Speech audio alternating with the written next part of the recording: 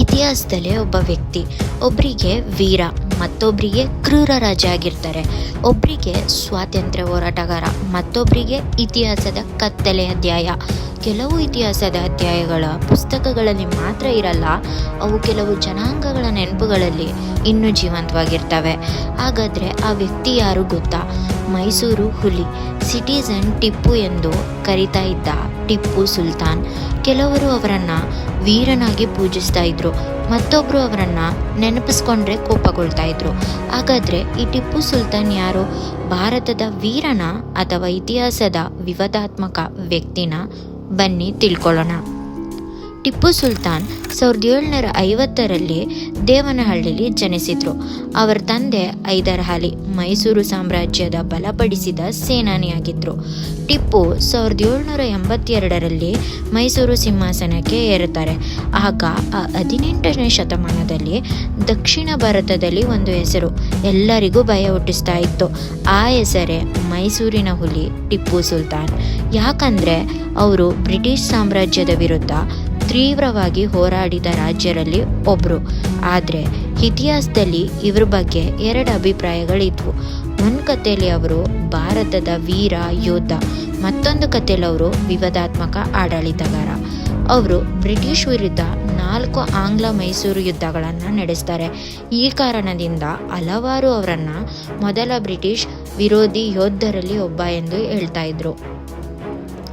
ಆದರೆ ಇಲ್ಲಿಂದಲೇ ಎಷ್ಟೋ ವಿವಾದಗಳು ಆರಂಭವಾಗ್ತವೆ. 18ನೇ ಶತಮಾನ ಪಶ್ಚಿಮ ಘಟ್ಟದ ದಟ್ಟ ಕಾಡುಗಳು, ಮಂಜಿನಿಂದ ಮುಚ್ಚಿದ ಬೆಟ್ಟಗಳು, ಅಲ್ಲಿದ್ದ 2 ಪ್ರದೇಶಗಳು, ಕೊಡಗು ಮತ್ತು ಮಲಬಾರ್. ಆ ಕಾಲದಲ್ಲಿ ಈ ಪ್ರದೇಶಗಳು ಸಂಪೂರ್ಣವಾಗಿ ಮೈಸೂರು ಸಾಮ್ರಾಜ್ಯದ ನಿಯಂತ್ರಣದಲ್ಲಿ ಇರಲಿಲ್ಲ. ಟಿಪ್ಪು ಸುಲ್ತಾನ್ ಈ 2 ಪ್ರದೇಶಗಳಲ್ಲಿ ದೊಡ್ಡ ಯುದ್ಧಗಳನ್ನು ನಡೆಸ್ತಾರೆ. ಇಲ್ಲಿ ವಿಷಯ ಏನಂದರೆ, ಕೊಡಗಿನ ಕೊಡವ ಜನಾಂಗದವರು ಟಿಪ್ಪು ಸುಲ್ತಾನ್ ವಿರುದ್ಧ ಇಂದಿಗೂ ಆಕ್ರೋಶ ಹೊಂದಿರುವುದೇಕೆ? ಅದಕ್ಕೆ ಕಾರಣ ಏನು? ಅವ್ರ ಪ್ರಕಾರ ಸಾವಿರಾರು ಜನರನ್ನು ಬಂಧಿಸಿ ಬೇರೆ ಪ್ರದೇಶಗಳಿಗೆ ಕಳಿಸ್ತಾರೆ. ಮತ್ತೊಂದು ಕಡೆ ಮಲಬಾರ್, ಇಂದಿನ ಕೇರಳದ ಕರಾವಳಿ ಭಾಗ, ಈ ಪ್ರದೇಶದಲ್ಲಿ ಟಿಪ್ಪು ಸುಲ್ತಾನ್ ಹಲವು ಬಾರಿ ಸೈನಿಕ ಅಭಿಯಾನ ನಡೆಸ್ತಾರೆ. ಆದರೆ ಕಾರಣ ಏನು? ಅಲ್ಲಿದ್ದ ಕೆಲವು ರಾಜರು ಬ್ರಿಟಿಷ್ ಜೊತೆ ಮೈತ್ರಿ ಮಾಡಿಕೊಂಡಿರ್ತಾರಂತೆ. ಇತಿಹಾಸದ ಕೆಲವು ದಾಖಲೆಗಳ ಪ್ರಕಾರ ಈ ಯುದ್ಧಗಳ ಸಮಯದಲ್ಲಿ ಕೆಲವು ಜನರನ್ನು ಬಂಧಿಸುವುದು, ಸ್ಥಳಾಂತರಿಸುವುದು ಮತ್ತು ಮತಾಂತರಗಳ ಆರೋಪವೂ ಇದ್ವು. ಆದರೆ ಕೆಲವು ಇತಿಹಾಸದ ಪ್ರಕಾರ ಇದ್ರ ಹಿಂದೆ ಮುಖ್ಯ ಕಾರಣ ರಾಜಕೀಯ ಮತ್ತು ಯುದ್ಧದ ಪರಿಸ್ಥಿತಿ ಇತ್ತೇನು ಎಂದು. ಅದರಿಂದಲೇ ಟಿಪ್ಪು ಸುಲ್ತಾನ್ ಹೆಸರು ಇಂದಿಗೂ ಚರ್ಚೆಯನ್ನು ಹುಟ್ಟುಹಾಕುತ್ತೆ. ಅಷ್ಟೇ ಅಲ್ಲ, ಮೇಲ್ಕೋಟೆ ಅಂದರೆ ಇದು ಸಾಮಾನ್ಯ ಗ್ರಾಮವಲ್ಲ. ಇಂದು ಶತಮಾನಗಳ ಇತಿಹಾಸ ಹೊಂದಿರುವ ಚೆಲುವನಾರಾಯಣ ಸ್ವಾಮಿ ದೇವಾಲಯದ ಪುಣ್ಯಕ್ಷೇತ್ರ. ಆದರೆ ಈ ಊರಿನ ಬಗ್ಗೆ ಒಂದು ವಿಚಿತ್ರ ಸಂಗತಿ ಇದೆ. ಭಾರತದ ಎಲ್ಲ ಕಡೆ ದೀಪಾವಳಿ ಹಬ್ಬನ ಭರ್ಜರಿಯಾಗಿ ಆಚರಿಸ್ತಾರೆ. ಆದರೆ ಮೇಲುಕೋಟೆಯಲ್ಲಿ ಕೆಲ ಪರಂಪರೆಗಳಲ್ಲಿ ದೀಪಾವಳಿ ಆಚರಣೆ ಮಾಡದೆ ಇರುವ ಪದ್ಧತಿ ಕೂಡ ಇದೆ ಎಂದು ಇತಿಹಾಸ ಹೇಳುತ್ತೆ. ಇದ್ರ ಪ್ರಕಾರ 18ನೇ ಶತಮಾನದಲ್ಲಿ ಮೈಸೂರು ಸಾಮ್ರಾಜ್ಯ ಮತ್ತು ಈ ಪ್ರದೇಶದಲ್ಲಿ ಕೆಲವು ಯುದ್ಧಗಳು ನಡೆದಿವೆ. ಹಾಗೆ ಅದರಿಂದ ಜನರ ಮನಸ್ಸಲ್ಲಿ ಇನ್ನೂ ನೆನಪುಗಳು ಉಳ್ಕೊಂಡಿದ್ದಾವೆ. ಆ ಸಮಯದಲ್ಲಿ ನಡೆದ ಸಂಘಟನೆಗಳಿಂದ, ಕಾರಣಗಳಿಂದ ಕೆಲವು ಕುಟುಂಬಗಳು ದೀಪಾವಳಿ ಹಬ್ಬವನ್ನು ಸಂತೋಷದ ಹಬ್ಬವಾಗಿ ಆಚರಿಸದೇ ಇರೋ ಕಾರಣ ಅಂತ ಹೇಳ್ತಾರೆ.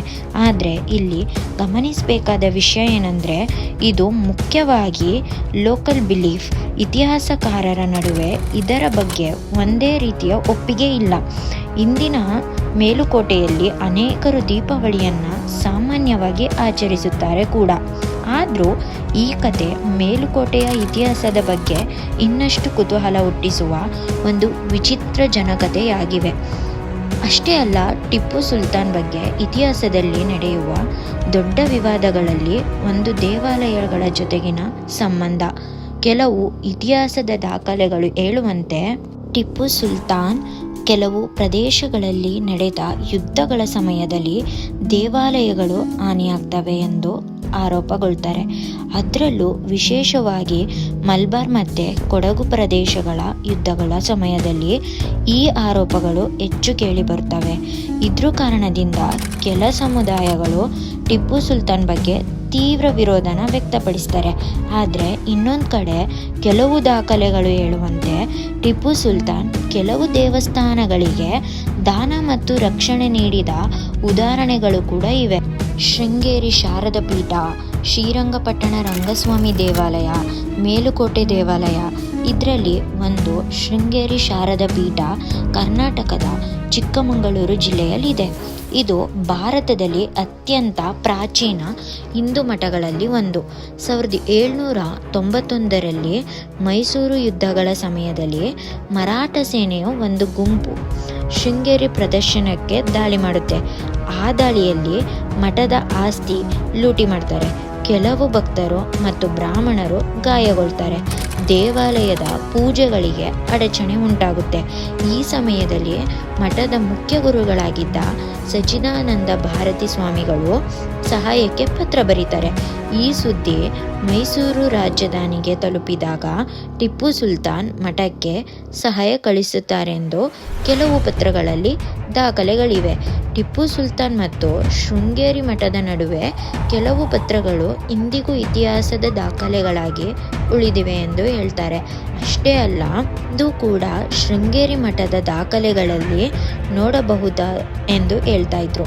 ಇಷ್ಟೇ ಅಲ್ಲ, ಶೃಂಗೇರಿ ಮಠದ ಘಟನೆ ನಂತರ ಯುದ್ಧ ತಂತ್ರಜ್ಞಾನದಲ್ಲಿ ಹೊಸ ಪ್ರಯೋಗಗಳನ್ನ 18ನೇ ಶತಮಾನದಲ್ಲಿ ಟಿಪ್ಪು ಸುಲ್ತಾನ್ ಅವರ ತಂದೆ ಹೈದರ್ ಅಲಿ ರಾಕೆಟ್ ಆಯುಧಗಳನ್ನು ಯುದ್ಧದಲ್ಲಿ ಬಳಸಿದ ಮೊದಲ ಆಡಳಿತಗಾರರಲ್ಲಿ ಒಬ್ಬರಾಗ್ತಾರೆ. ಈ ರಾಕೆಟ್ಗಳನ್ನ ಮೈಸೂರಿಯನ್ ರಾಕೆಟ್ಸ್ ಎಂದು ಕರೀತಾ ಇದ್ರು. ಬ್ರಿಟಿಷ್ ಸೇನೆಯ ಮೇಲೆ ನಡೆದ ಯುದ್ಧಗಳಲ್ಲಿ ಈ ರಾಕೆಟ್ಗಳು ದೊಡ್ಡ ಪರಿಣಾಮ ಬೀರ್ತವೆ. ಇದನ್ನು ನೋಡಿದ ಬ್ರಿಟಿಷರು ನಂತರ ಈ ತಂತ್ರಜ್ಞಾನವನ್ನು ಅಧ್ಯಯನ ಮಾಡಿ ತಮ್ಮ ಸೇನೆಯಲ್ಲಿ ಬಳಸದೆ ಪ್ರಾರಂಭ ಮಾಡ್ತಾರೆ. ಇದ್ರ ಬೇಸಿಸ್ ಮೇಲೆ ನಂತರ ಕಾಂಗ್ರೀವ್ ರಾಕೆಟ್ ಎಂಬ ಹೊಸ ತಂತ್ರಜ್ಞಾನ ಅಭಿವೃದ್ಧಿಯಾಗುತ್ತೆ. ಇಷ್ಟೇ ಅಲ್ಲ, ಇನ್ನು ಅನೇಕ ವಿಷಯಗಳು ಟಿಪ್ಪು ಸುಲ್ತಾನ್ ಮೇಲೆ ಇದೆ. ಇತಿಹಾಸದ ವ್ಯಕ್ತಿಗಳ ಬಗ್ಗೆ ನಡೆಯುವ ಚರ್ಚೆಗಳು ಕೆಲವೊಮ್ಮೆ ರಾಜಕೀಯ ವಿಷಯವಾಗಿ ಬಿಡುತ್ತೆ. ಟಿಪ್ಪು ಸುಲ್ತಾನ್ ಕೂಡ ಅದಕ್ಕೆ ಒಂದು ಉದಾಹರಣೆ. ಕರ್ನಾಟಕದಲ್ಲಿ ಹಲವು ವರ್ಷಗಳಿಂದ ಟಿಪ್ಪು ಜಯಂತಿ ಆಚರಣೆ ದೊಡ್ಡ ರಾಜಕೀಯ ವಿವಾದವಾಗಿದೆ. ಯಾಕಂದರೆ ಕೆಲ ರಾಜಕೀಯರ ಪ್ರಕಾರ ಬ್ರಿಟಿಷ್ ವಿರುದ್ಧ ಹೋರಾಡಿದ ಸ್ವಾತಂತ್ರ್ಯ ಹೋರಾಟಗಾರ. ಅಷ್ಟೇ ಅಲ್ಲ, ಅವರು ಮಾಡಿದ ಆಡಳಿತದಲ್ಲಿ ಕೆಲವು ಪ್ರದೇಶಗಳಲ್ಲಿ ನಡೆದ ಯುದ್ಧಗಳು ಜನರಿಗೆ ಕಷ್ಟ ತರ್ತವಂತೆ.